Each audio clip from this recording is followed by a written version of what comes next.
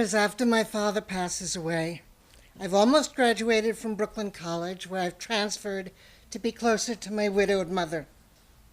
My mother is bright and imaginative, but moody and fearful of noise and conflict. When I'm young, she made me into her perfect clone. I developed a false self to please her.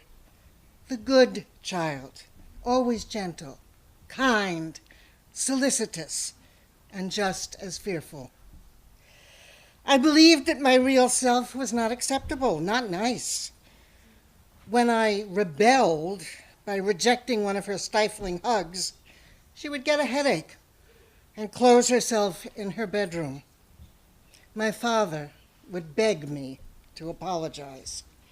She doesn't understand, Debbie. She needs you.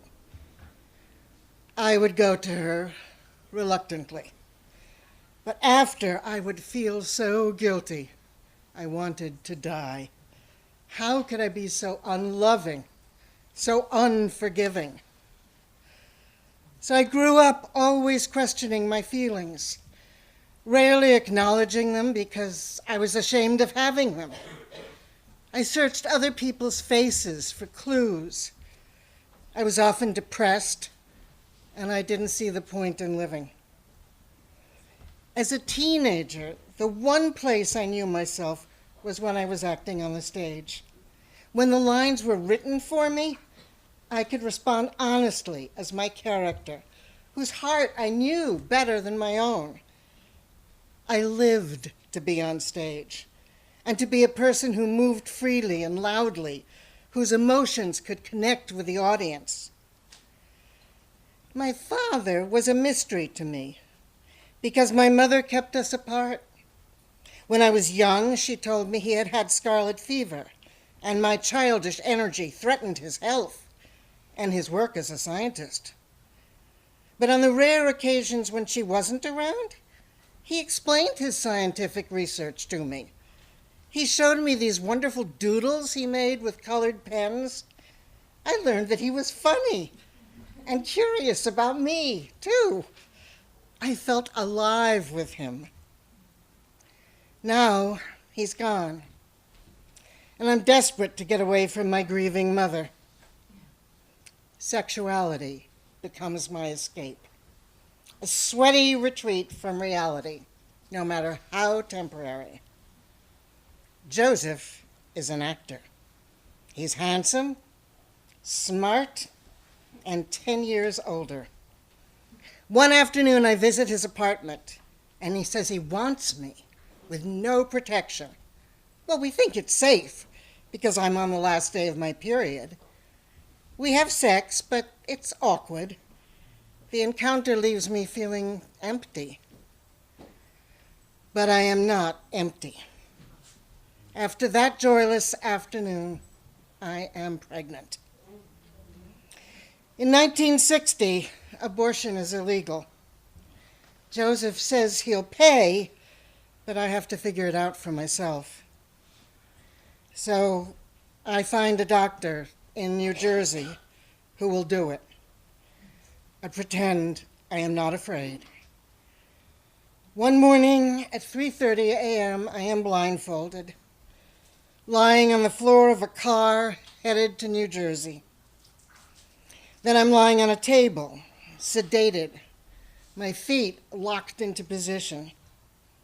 I bleed for 2 weeks after the procedure, but I'm grateful that it's over. 3 months later, I go to another doctor and ask for a diaphragm. He examines me and tells me excitedly that I am pregnant. His laughter bounces off the examining room walls. It turns out, when I had the abortion, I was pregnant with twins. Now I'm finding out that one of them survived. When I tell Joseph, he says, it is our responsibility to get married and keep the baby. He's matter of fact about it, practical. I never feel love or excitement, just acceptance of this obligation. My mother is devastated. She crumbles. She says the baby will kill my career as an actress, and she refuses to give me the small inheritance my father left me. I am pulled in so many directions. Although I'm starting to half enjoy my growing breasts and belly, and to believe I can be a loving wife and mother, I worry that the baby will suffer from depression the way I do. And how will I survive if Joseph leaves us? Emotionally, he has already.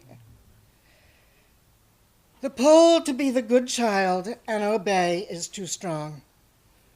My mother arranges an appointment at a classy adoption agency where I have to go again and again, weak and nauseous on the long subway ride.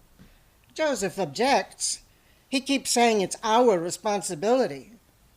But then he's silent. Rachel is born on January 2nd, 1961, the 211th baby born in Manhattan in 1961. I'm not allowed to see her.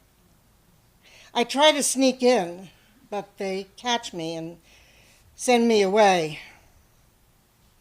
I cancel the adoption papers, and Rachel is placed in foster care while I continue to struggle over whether I can keep her. I feel terrible that she's without me and without her twin. 3 months later, I beg to see her.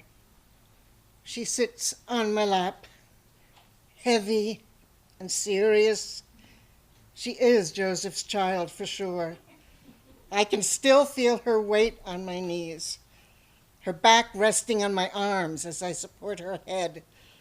She stares at me with big eyes that seem very far away, as if I am a stranger. At 21, I don't yet know how to love. I need time to finally step away from the shadow of my mother, to pursue my career, unleash my potential, and most importantly, to get to know myself and to learn to love myself. I cradle her and whisper, "Rachel, you need love to grow, but it's a love I don't know myself. When you're 18, I will find you, but for now, I'm going to let you go." The door nurse takes her away forever. Although Joseph and I divorce, many years later I find out he left me money in his will to help me find her. But I never do. I wonder if Rachel, like me, has a hole in her heart, a loss she cannot name.